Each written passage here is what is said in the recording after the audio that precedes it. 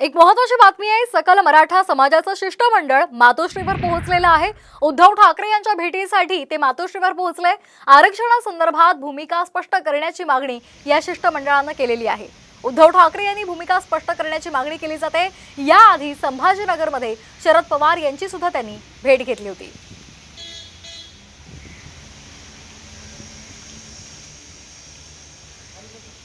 सकल मराठा समाजाचं शिष्टमंडळ मातोश्रीवर पोहोचलेलं आहे।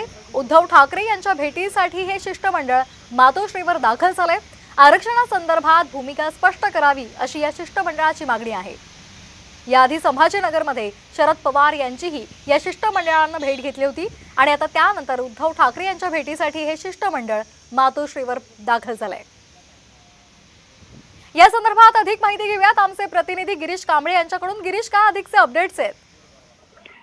सकल मराठा समाजाच्या वतीने आज आहे ते ठाकरे गटाचे पक्षप्रमुख उद्धव ठाकरे यांची भेट घेण्यासाठी मातोश्रीवर पोहोचलेले आहेत। मराठा आरक्षणासंदर्भात ठाकरेंची भूमिका काय, ठाकरे गटाची भूमिका आहे याबाबत स्पष्टता करावी याबाबतची मागणी आहे ते सकल मराठा समाजाच्या वतीने केली जात आहे आणि त्यासाठीची ही भेट आहे। धन्यवाद आपण दिलेल्या या माहितीसाठी।